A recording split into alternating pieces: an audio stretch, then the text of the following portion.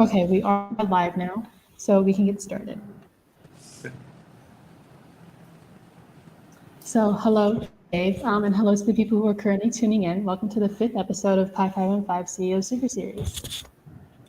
My name is Sujal Pokora, and I'm currently a summer intern at Pi 515. I will be a junior this coming school year at North High School. And my name is Ferdowsi Mohammed. I am also a summer intern at Pi 515, and I will be a senior this fall at Roosevelt High School. In this super series, we will be interviewing CEOs and executives of organizations about their journey and what advice they can provide for the youth in today's world. The goal of this segment is to connect leaders in today's workforce with youth seeking guidance to have rich and engaging conversations to learn about the future of. Today, I'm glad to introduce Dave Kieth, who is currently the President of Insurance Solutions and soon to be CEO at Wellaby. Good morning. Good morning, Just to get Ferdowsi. started- Good morning, Sujal. Sorry. Good morning. No, you're fine. Thank you. Just to get started, could you tell us a little bit about yourself, name, job description, how long you've worked in this position, and one interesting fact about yourself? Yeah, so my name's Dave Kieth. As Ferdowsi said, I'm President of Insurance Solutions. I've been with Wellaby for now going on 7 years and have been in this position and Chief Operating Officer since I arrived here. And one interesting fact about me is that this is a good one. In high school, since you both are in high school, I built a piece of furniture that received first prize in the county fair. We'll leave it at that. Could I ask what furniture it was? Yeah, so several of your questions are about my hobbies, and we'll talk about that later. But it's a unique dresser, a chest of drawers. That's impressive. Yeah. Thank you. So for the viewers who don't know what Wellaby is, can you give like a brief description of the company? Yeah, so that's a great question. So Wellaby is an insurance-based company. We sell in the senior market healthcare and life products. So you want to think of it this way: is we insure those that are looking for health needs in the insurance space. So we've been in Des Moines for almost 100 years. A lot of people locally might have known us as American Republic, and then became American Enterprise, and now is transitioned just in the last month to Wellaby, which means we'll always be. So we'll always be here for our customers. Nice, thank you. You're welcome. So our first question is, reflecting on your college years, what was the biggest hardship that you faced and how did you overcome that? Yeah, that's a great question. I think when I think about this, my biggest hardship was probably the fact that I didn't spend enough time in high school to prepare for college. And so when I entered college, I had to spend a lot of time to what I would call catch up. So the combination of determination and grit really got me through. So I was doing a tremendous amount of what I call catch-up work the first couple of years until I could move things forward. The regret was I probably shouldn't have goofed off as much in high school and taken advantage of the offerings they had back then. But the ship was righted. It just meant I had to spend a lot more time to get up to speed. It told me, by the way, a lot about myself. Yeah. If you don't mind me asking, what did you major in college? Yeah, so I actually finished. So I went to a school on the West Coast, St. Mary's College. It's known, people, since you equate to sports, it's the basketball school. They often get to the tournament. I majored in business, and I majored in economics, so I had a dual major. Nice. That's really cool. Leading on from that, could you tell us a little bit about your prior businesses? Yeah, so maybe before we get to the businesses, just background. So I started my career actually in the technology field. So I was born and raised in California, went to school in California, as I mentioned, and then I worked for a firm that actually ultimately got me positioned in the Silicon Valley. Which would be the San Jose area, San Francisco Bay Area. So I worked there on the tech side of a company, probably for the first half of my career, and then flipped from that and somehow got into insurance, which was basically leading tech from an insurance standpoint. That led to an opportunity to create something within the insurance company I was with, and it became what was referred to as SE2. Now it's called Zinnia, a great organization. They provide basically third-party administration for insurance companies for life and annuity products. They do other things now too, but when I was there, that was our value prop. And that's when I really started to focus more on how you think about applying innovation to business. What advice do you have for young individuals who dream of starting their own business and becoming entrepreneurs? Yeah, so I'll take a cut at it this way, Sajal. So what we created this entity, it wasn't an entrepreneur, it was an intrapreneur. So if you think about that, it's making something better that already exists. So think of, you take existing assets within a company, and then you basically apply capital investment, that's dollars and manpower or people power and new ideas to come up with what you hope is a new value proposition that you can put to the market. The great news about that is you're leveraging what's already there. What I would say an entrepreneur, right, would be somebody who starts from a lot of times from scratch. But there's some parallels here. Why I want to tell you that is both sides you take calculating risks, right? So you think about it from that side. You also have to have insight to discover new ideas or new ways of doing things. And then really at the heart of it is, it starts with your passion. And if you're passionate about an idea or something that you believe will really take hold, then it takes a lot of energy to get that off the ground. And oftentimes you got to be results driven, right? So you have to be resourceful. Startups really think about that. It's like, where do I get the money to fund this? I have a great idea. How do I leverage others to help, maybe bring this to life? And then all along that, you have to allow failure to be part of the learning journey as this process. And I say this a lot, to be an innovator, failure is successful discovery of something that doesn't work. If you keep your mindset that way, that it's just a discovery of something that doesn't work, you could just keep moving forward. Failure is not an end game. It's just part of the journey.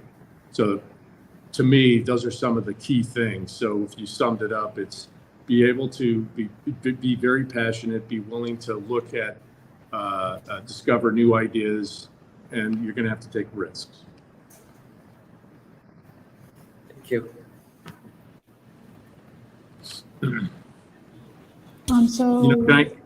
Can I add one more comment as you Yeah. think about this? Because I think this would be really valuable as you think of the career like in a startup. Nowadays, there are a lot of what they're called accelerators or incubators where you could partner with and they could really help you get your ideas off the ground. What that means is they could help you find capital or dollars to fund your entity. They will offer financial guidance. They'll offer how to put a business plan together. They'll offer how to put something called a pitch deck, which means you're presenting in front of someone an idea that you need to raise money.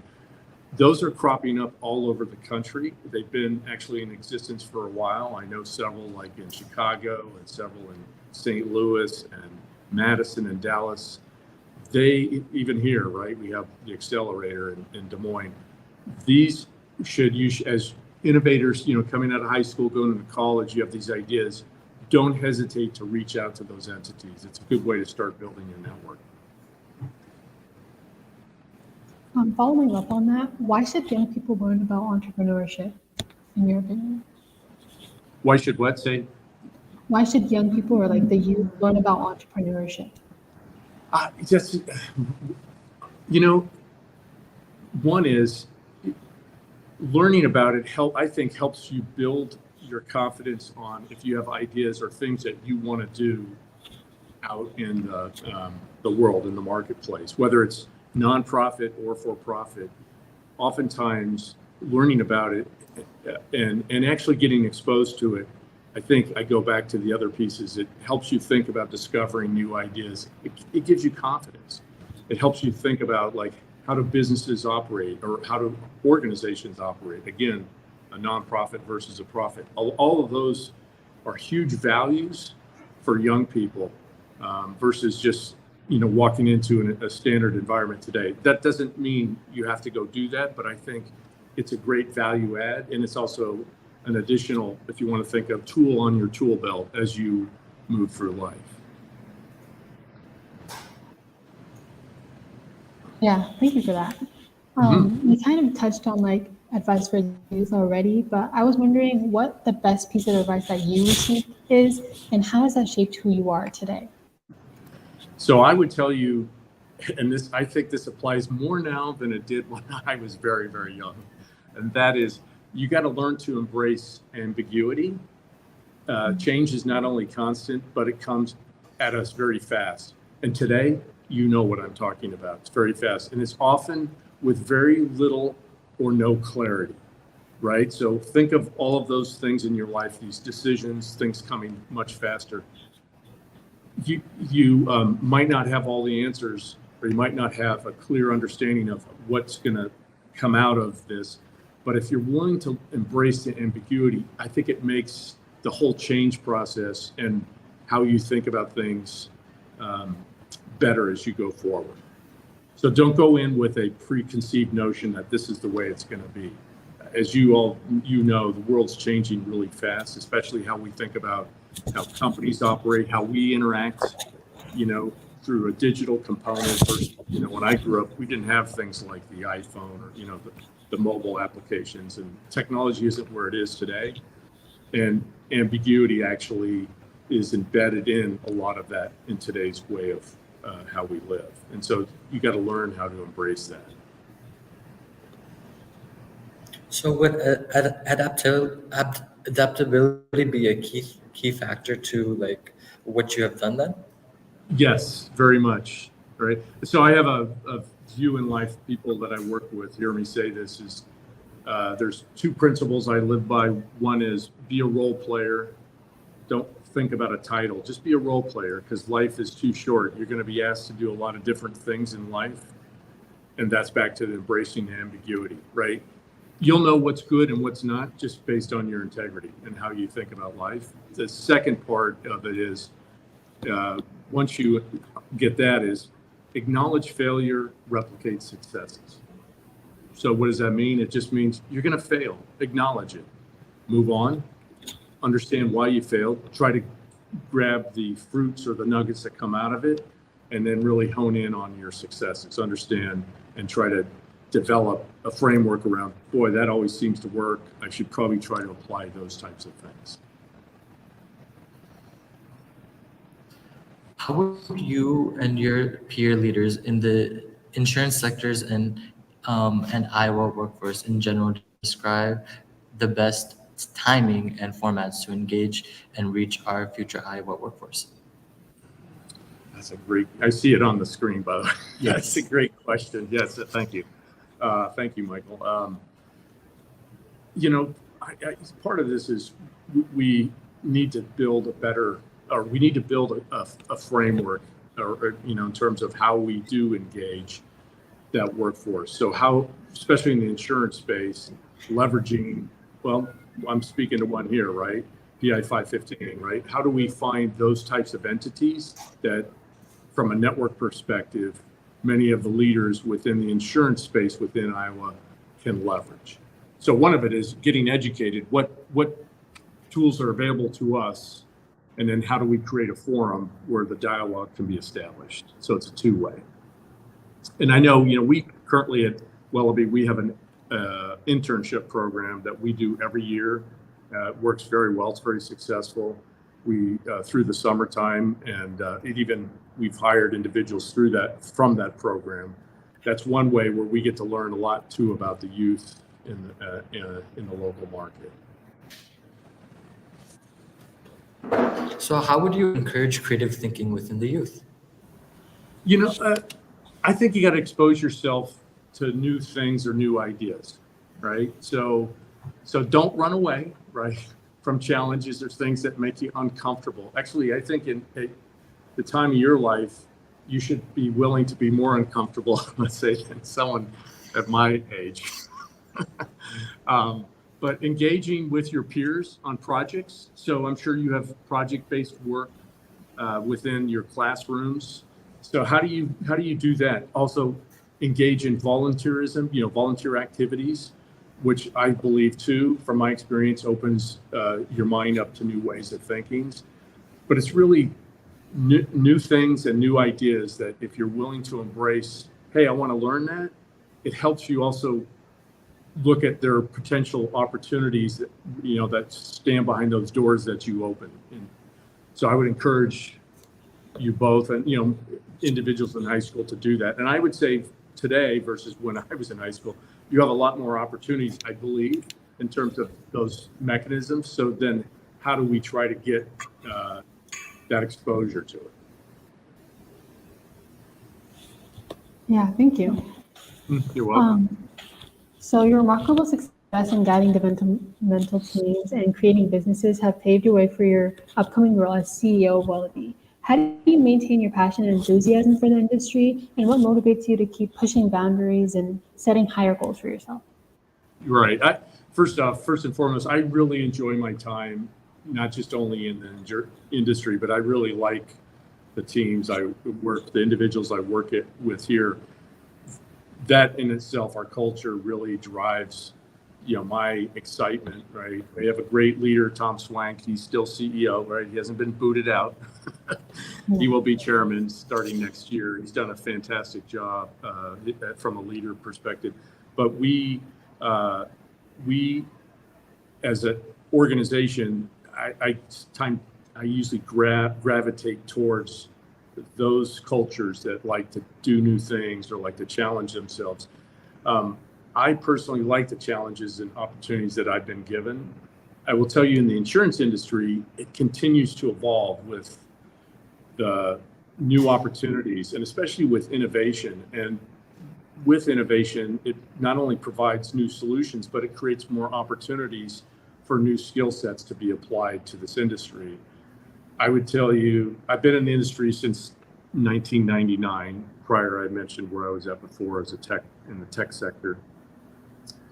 And I would say in the last 24 years, 25 years, that we've seen more change, especially the skill sets required in this industry, than probably we had seen in the 50 years before that, meaning the speed of which it's the changing of the skills is really making it much more open to a lot wider set of skills where we might not have seen that many, many years ago. Insurance, by the way, was typically paper intensive, or was traditionally, paper intensive. So there's a lot of manual work. We've seen a lot more companies moving away from that more to automation, which drives what? We need more people that think about the digital aspects. You need to have people that bring critical thinking to the table. They have to understand how to run projects, right? They have to do analytics. There's a lot more exposure to that than there probably was 30 years ago. And I like that. That's just, and this, by the way, is just part of my DNA. I just get motivated and I'll just leave it at that. Sound like you really enjoy your job. I love that. Mm-hmm. As a woodworking and baseball enthusiast, how do you balance your interests with your professional responsibilities? It's more than an art than a science. So I'll just explain that. When you get to this level, like you get to the executive leadership level, I've been in executive leadership probably for almost 15, close to 20 years. And why I say that, all seriously, art and a science, because your work, what I mean by that is you know when you can de-emphasize work and emphasize personal interests. Why is that? Because over your career, your profession, as you start to understand the cadence of work, like things like, for example, preparing for board meetings gets intensive the last 2 weeks of a board meeting. Well, guess what? You're not taking time off the 2 weeks before. You know that. It's set in the schedule. It's things like that. So what I try to tell people that I work with is, when times you're going to be really busy and there are times you're not. So try to shape your personal interest and the time off to do things during that downtime. It gets calendared is the best way to describe it for a lot of people. That's not true for everybody, so I don't want to make it sound like it's a blanket, but in the space I live in, that's very true. So that allows me then to manage my time more effectively. So when I do go take time off, I can really take it off and not think about answering phone calls in between my downtime. So really having that work-life balance. Yes, very much so. And how do these hobbies contribute to your creativity and problem-solving skills as a future CEO? Yeah, so Joe, there's no doubt that my woodworking, I hear this from people I work with too. There's no doubt that my woodworking hobby is not only my outlet for me, but it's also the centerpiece for my creativity. And so let me give you an example of that. So when I build a piece of furniture, I usually start with a vision of what I think I want, and then I'll sketch it out. So through drawings, and then from that, it leads to me to start to do the build. And I get inspired through this process. And then I get challenged by, okay, I have the plan, now I got to build this. And then when I complete the build, there's a sense of accomplishment, so I complete the piece. I will tell you those same attributes apply to my professional life, from every initiative I start or work with, whether it's me or with a team, all the way to the end. And the sense of gratification when you get to the end of something, you feel like you've completed it. For me, just the woodworking, the creativity opens up the juices because it's non-structured, right? It's pen to paper and saying, or pencil to paper. Here's how I'm thinking about it. A simple sketch of what I want. Maybe it's a vision of like, hey, this would, my lovely wife really wants this piece of furniture in the house. So now I got to figure out how to build it. Mm-hmm. Out of curiosity, what other projects have you worked on, like the one in high school? Oh, I have built quite a few. Everything from roll top desks to curio cabinets to a hutch to a hunt board. I mean, tables, pretty ornate stuff to very simple stuff. I've got stuff in my office behind me. I have stuff that I built. My bookshelf is something that I take pride in. But anyway, enough of me of that. Thank you. You're fine. So just shifting away from that, earlier we were talking about like leadership positions and like executive positions. What's one characteristic that you believe every leader should possess? So I've said this earlier, the word that always resonates to me is integrity.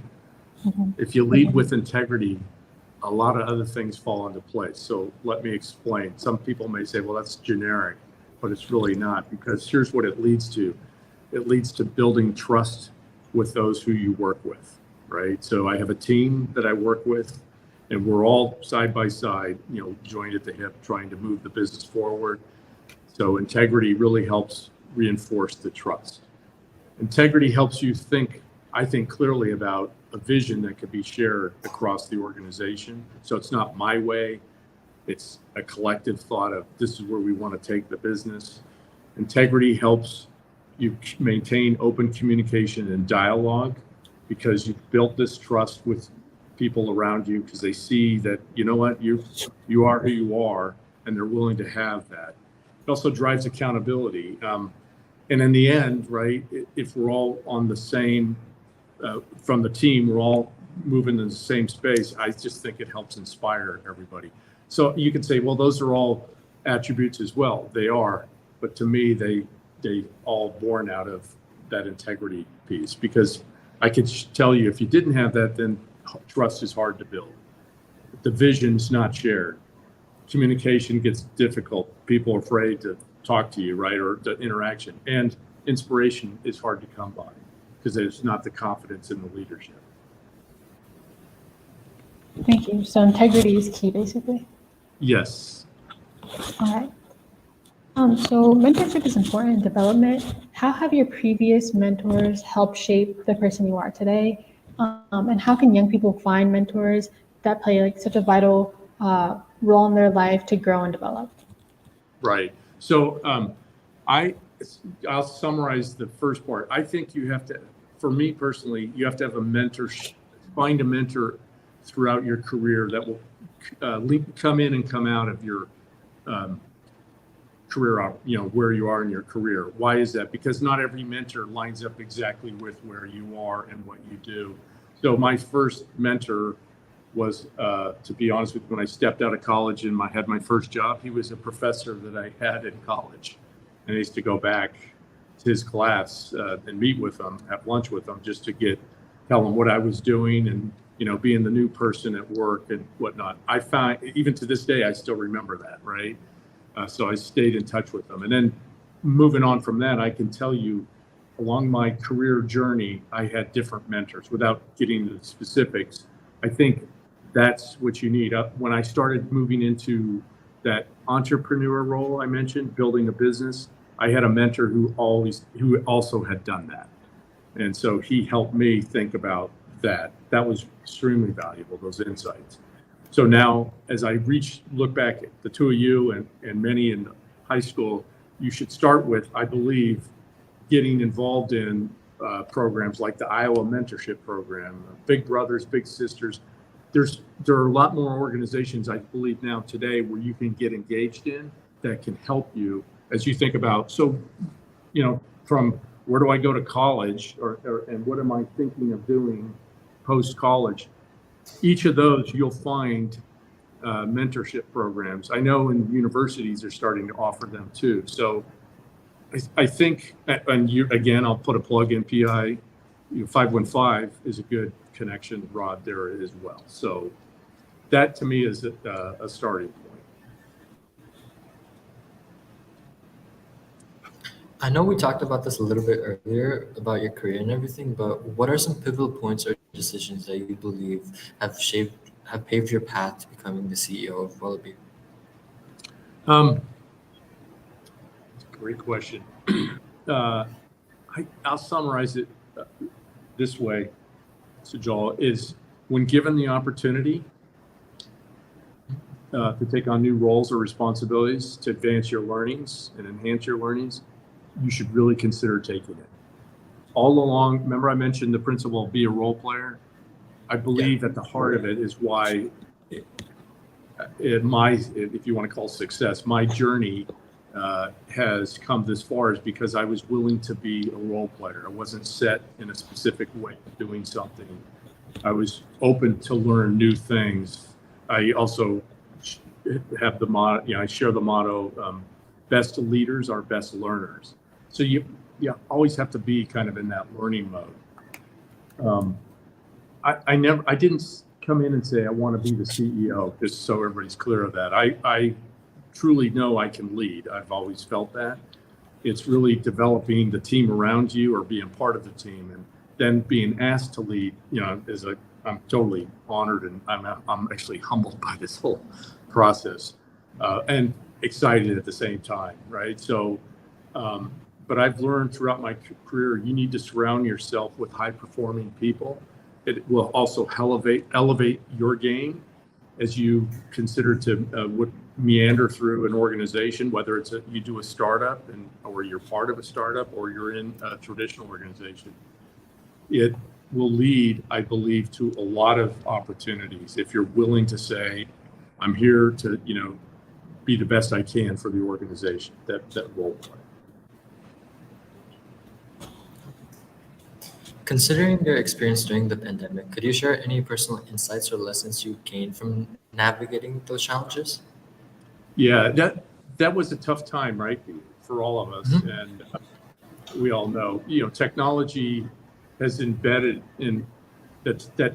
Here's how I think of it. Technology's embedded how we operate prior to the pandemic.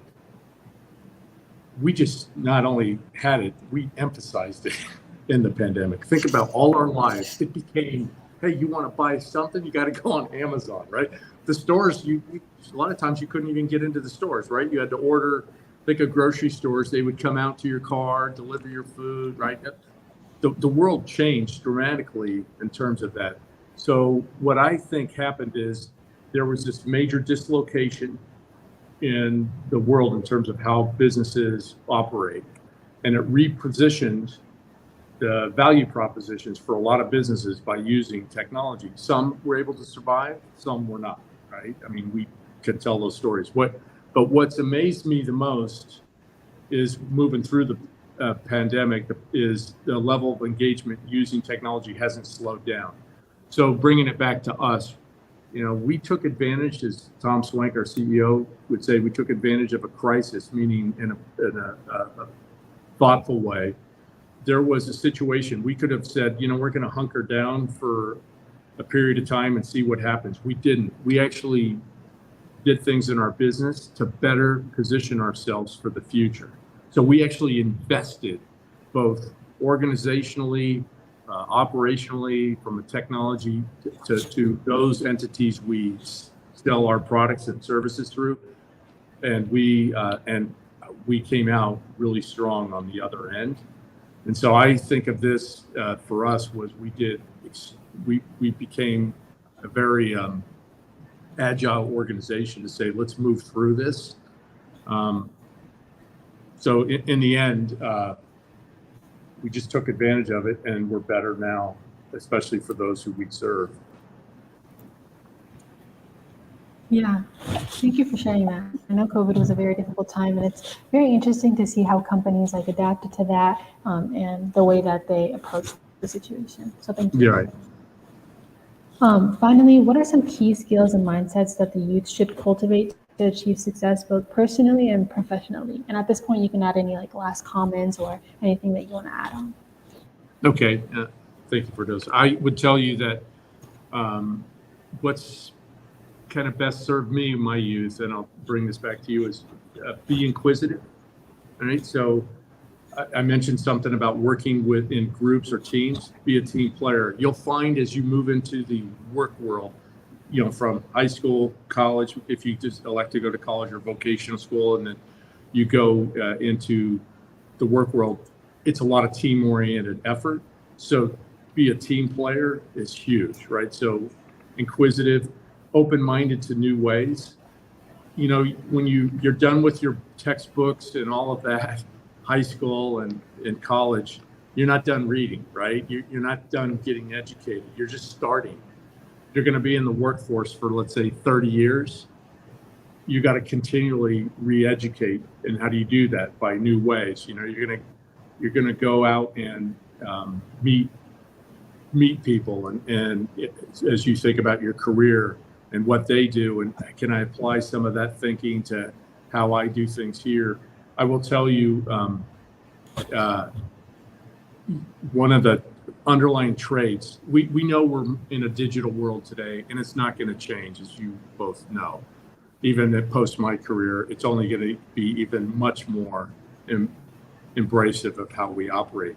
But the one area that you'll want to continue to develop is your critical thinking skills. Remember, I talked about ambiguity. Well, part of that is if you have the critical thinking skills, it helps you navigate whatever those challenges come your way. Right? And you'll know that, right? As you hone in on that, that's one of the, I think, strengths that I see in the youth today that are developing that. It helps them get positioned very well as they get come into the workforce. Thank you. Is that all You're you have? welcome. Well, other than I can't thank you both enough for a lot of great questions. Thank you. So, and in the best of luck. We can't thank you enough because just taking the time out of your day to answer these questions and really give back to the community. We really appreciate it. No, you're very welcome. Thank you both. So once again, thank you, Dave, for taking the time to speak to us. We really appreciate it. And for the viewers, thank you so much for tuning in. We appreciate you taking the time out of your day to watch the series. Have a great day, everyone. See ya.